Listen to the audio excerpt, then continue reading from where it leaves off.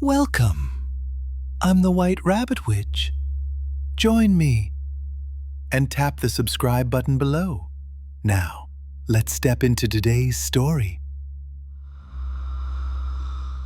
26, and I live alone in Łódź, a city in central Poland.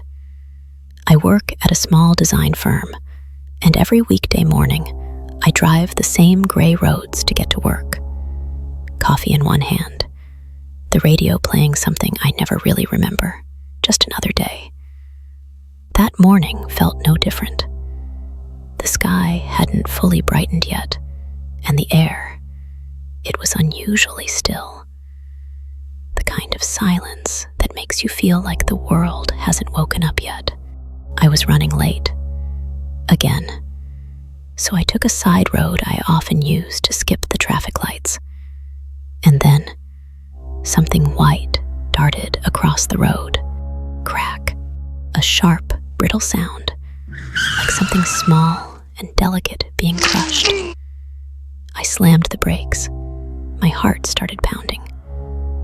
I looked in the rearview mirror. A white cat, lying there, completely still. A whole month had passed, but I still couldn't shake that accident from my mind. Ever since that day, I found myself looking over my shoulder, checking my mirrors, and glancing at my tires every time I parked at home. As the weeks went by, something strange grew inside me. A mix of guilt, maybe even regret. Then, one day, I saw a kitten near a bus stop. A white one. It was unusually calm. When I got closer, it didn't run away. It just stared at my hand. And it didn't cry. It was so quiet, almost without thinking. I scooped it up and took it home. That's how I ended up adopting a cat. I named her Echo. She never replied when I called her, but it felt like my voice somehow echoed inside her.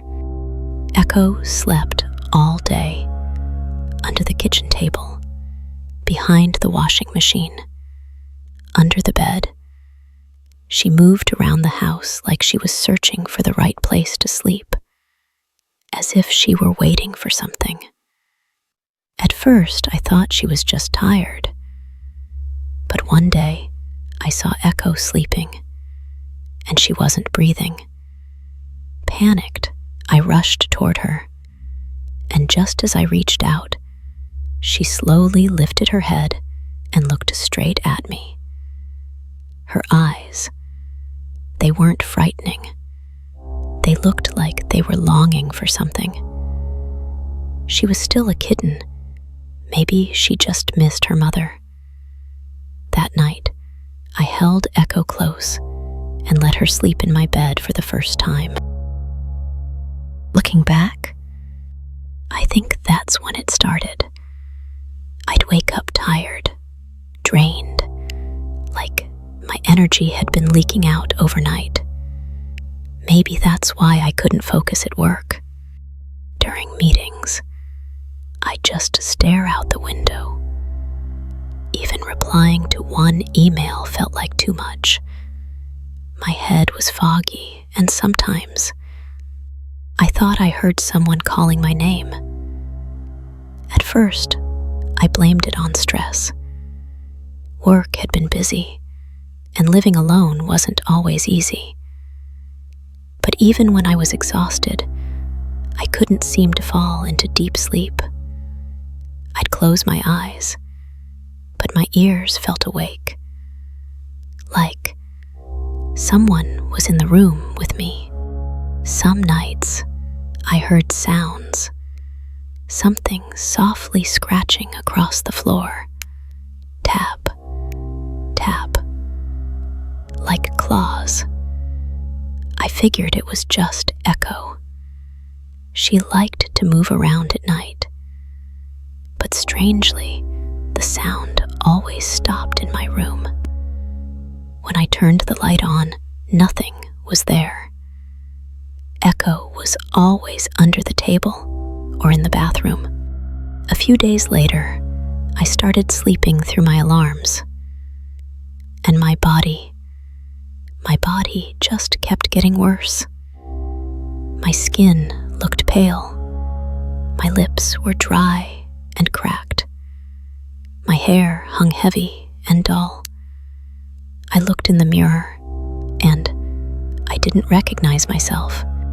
Then, one night, I had a dream. Or maybe it wasn't a dream. It felt too real. I was lying in bed, and something climbed on top of me. Cold, damp fur brushed against my neck, and the harder I tried to breathe, the more pressure I felt on my chest. When I opened my eyes, there was nothing, but the feeling like something had just been sitting there remained. After that, I started sleeping with the lights on. Echo was still quiet. During the day, she'd curl up on my lap like nothing was wrong. But at night, sometimes her eyes changed. Her pupils widened, and they'd tremble just a little. It felt like someone else was looking at me. And that night, I had that dream again. This time it was different. It didn't feel like a dream. It was too vivid. I could feel its breath. Something was on top of me in the dark. It wasn't light. I couldn't move. My whole body was pinned. Every time I inhaled, a strange scent hit my nose, and I could feel fur brushing against my cheek. Echo, I whispered, but nothing responded. Something was definitely there, but I couldn't see it. I could only feel its presence. When I woke up, my back was drenched in cold sweat, and my chest still felt heavy. That morning, I looked in the mirror and saw a faint red mark on the side of my neck, like something had pressed down on me. I kept thinking about it on my way to work. At the office, a coworker even asked if I was okay. Not because I looked tired, because the mark looked strange. When I got home, I called for Echo. But unlike usual, she didn't come. The whole apartment felt too quiet, and when I turned the light on, she was crouched behind the sofa in the dark. Her eyes, they looked deeper than usual. I walked over slowly. She didn't run. She just stared at me without blinking and didn't breathe. Suddenly, that dream came back to me. The weight on my chest, the texture, the gaze.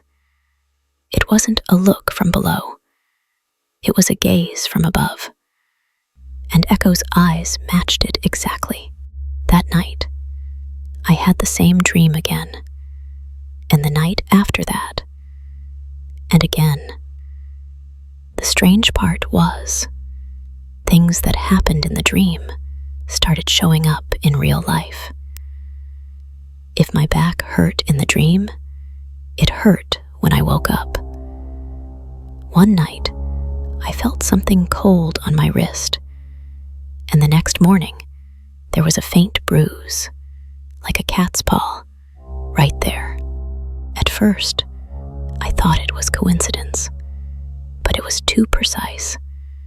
Echo hadn't changed, still quiet, still calm. But that quiet started to scare me. It wasn't the silence of a cat.